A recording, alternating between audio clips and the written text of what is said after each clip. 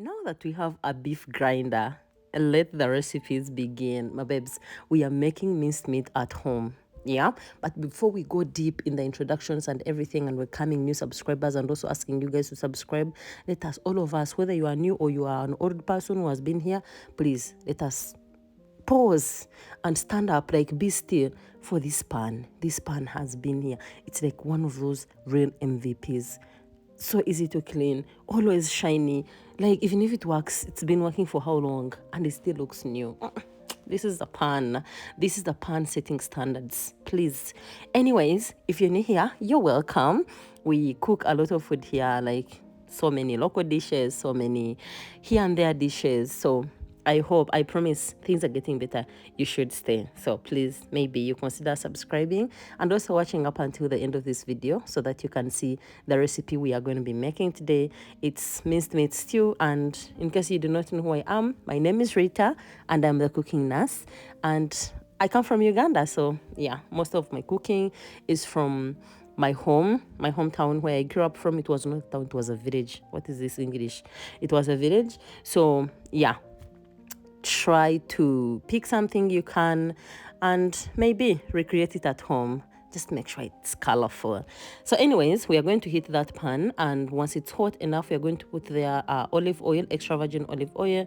Once it's hot too, we are going to go in with our onions and crushed garlic, and then we are going to saute those until they are fragrant, nice and translucent, and then I'm going to be chopping the vegetables on the side. This is one of those dishes that, you know, after grinding the meat, I was like, let's make stew, sharp sharp. No preparations, so we just made stew. So that's why I'm cutting things, you know. Whenever I'm going to make a video, usually I first love to prepare things and like cut them different, like at the side. Then when I start filming, everything is like going together. Not this time. Once the onions are good, we're going to go in with our minced meat and then season with salt. This is going to help drain some of the moisture from the meat and also season it to the like inside, and yeah, make it ready fast. So we're going to toss it around and cover this until all the moisture has collected, and then we will continue opening and checking on the meat and tossing it around, stirring, making sure to break the lumps, because this is not meatballs, so we would want to break those lumps just like how I'm doing. And while I'm doing that, as per usual, please consider subscribing to my channel. This year we want to hit 100k. I'm going to sing this thing until you also feel the mercy and you're like, but why am I not subscribed? Why am I watching this babe's content and I am not subscribed for 4 years? For crying out loud, she deserves it. Yeah, the Holy Spirit somehow will come down to you.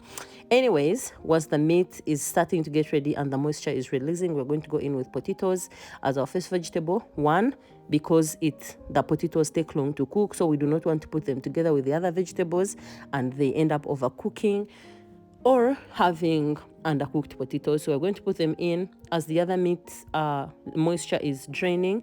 It's also going to be absorbed by the potatoes. In turn, they get to absorb some of that moisture. And once they are fork tender, we are going to go in with our chopped tomatoes and toss this around. You want to give this dish a little bit of time for it to give you a good aroma. And once the tomatoes are in, we are going to go in with some tomato paste. I keep my tomato paste in this jar. A friend of mine came over the other day and told me keeping tomato paste in the original metallic jar in the fridge can easily make the products like turn into a carcinogen, something like that. You should do your research, please. So I keep it in that jar. So after it was almost finishing, I just put some water, and yeah, that is why you saw me shaking and pouring it in here, and it was nice and loose, so we didn't have to do the whole work of trying to break down and loosen up the consistency of tomato paste. Once the tomatoes are in, we want them to break and become really juicy, so we'll cover them, making sure to trap most of the moisture so that it can go back and break down those tomatoes. And once they are all gone, we're going to go on and add our remaining vegetables, the carrots, the zucchini, the bell peppers. Like I said, you can add in any vegetables of choice, can be broccoli, cauliflower, wherever you come from, whatever vegetables you have, please go on ahead and use those. And then I'm going to add in some dark soy sauce. This is red meat, and some Worcestershire sauce for some umami, and then a little bit of taplaga, yeah. And then we are going to toss this around, cook it a bit until the vegetables have absorbed some of the flavors and aromas, and then we're going to go on ahead and season our meat with spices of choice.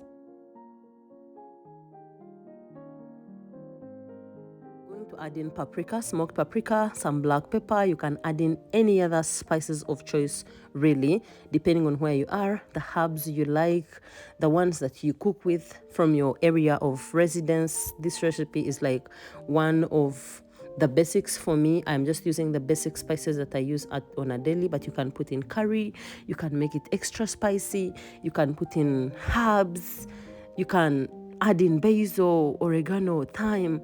Just make it how you like it. Instead of even using water, you can use stock, you can use red wine, and just cook it down and reduce it.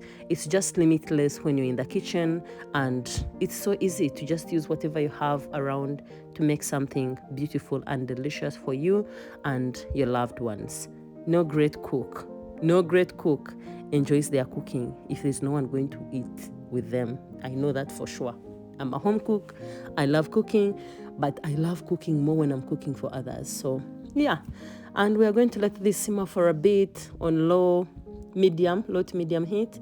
And this is it. This is our minced meat stew. You need to stay tuned.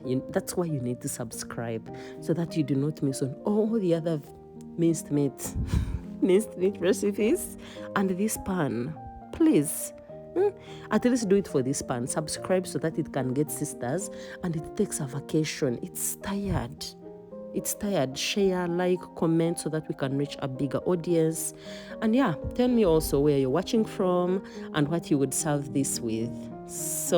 So delicious. I know someone is going to add in pasta here, but not today. We're going to be serving this with another starch, and that's it. Once it's ready, the vegetables are like good and cooked but still crunchy and vibrant. We're going to garnish with some fresh herbs. This is coriander, and that's it. We are ready to serve. Do not let it cook for so long. Once you have added the garnish, and that's it. I want to thank you for watching up until this time. If you still haven't subscribed, my babes, this is getting personal.